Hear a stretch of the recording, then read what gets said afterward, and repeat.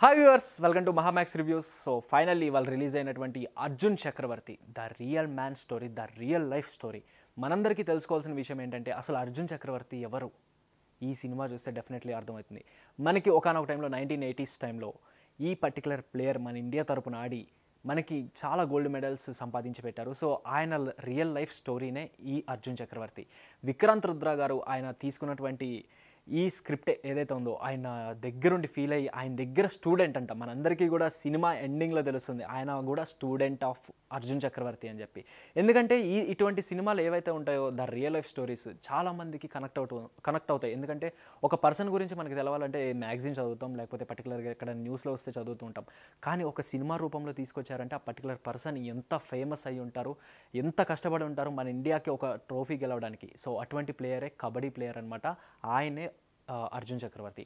అర్జున్ చక్రవర్తి క్యారెక్టర్లో చేసినటువంటి విజయ రామరాజు ఆయన పర్ఫార్మెన్స్ ఎక్స్ట్రాడినరీ పర్ఫార్మెన్స్. ఎందుకంటే నాకు అక్కడ ఎక్కడ విజయ రామరాజు కనపడతలేదు, నాకు పర్టికులర్గా అర్జున్ చక్రవర్తి మాత్రమే కనిపించారు.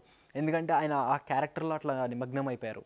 అండ్ హీరోయిన్ సిజరోస్ తను కూడా చాలా అంటే చాలా బాగా యాక్ట్ చేసింది. ఎందుకంటే తను తెలుసు మనకి మలయాళం యాక్ట్రెస్ అయినటువంటి బట్ ఒక తెలుగు ఫీల్ తీసుకొచ్చింది అనమాట. తెలుగు హీరోయిన్ పర్టికులర్గా యాక్ట్ చేస్తున్నట్టు అనిపించింది.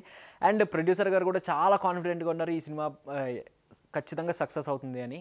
అండ్ డైరెక్టర్ విషయానికి వస్తే విక్రాంత్ రుద్ర గారు చెప్పే స్క్రీన్ ప్లే అవ్వచ్చు, ఏదైనా డైరెక్షన్ అవ్వచ్చు, బ్యాక్గ్రౌండ్ స్కోర్ అవ్వచ్చు, ప్రతిదీ కూడా పాయింట్ టు పాయింట్ చాలా పర్ఫెక్ట్గా అనిపించింది. అండ్ ఫైనల్లీ ఈ అర్జున్ చక్రవర్తి ఏదైతే ఉందో ద రియల్ మ్యాన్ స్టోరీ మీరు కనుక డెఫినెట్లీ మీరు వాచ్ చేయాలి అంటే మీ దగ్గరలో ఉన్న థియేటర్స్లో అయితే రిలీజ్ అయిపోయింది. డెఫినెట్లీ మీరు వెళ్ళి వాచ్ చేయండి. అండ్ ఎలా ఉందో కూడా కింద కామెంట్స్లో మెన్షన్ చేయండి. సో ఇటువంటి ఇంట్రెస్టింగ్ రివ్యూస్ తెలుసుకోవాలి అనుకుంటే కనుక ఫస్ట్ ఆఫ్ ఆల్ నేను ఈ మూవీకి ఇచ్చే రేటింగ్ 3/5 అయితే ఇస్తాను. సో మీలో ఎంతమందికి ఈ సినిమా నచ్చిందో కింద కామెంట్లో మెన్షన్ చేయండి. మీ కామెంట్స్ కోసం నేను ఎదురు చూస్తుంటాను. సో ఇటువంటి మరిన్ని ఇంట్రెస్టింగ్ రివ్యూస్ కనుక తెలుసుకోవాలి అనుకుంటే please do like, share and subscribe to Mahaa Max.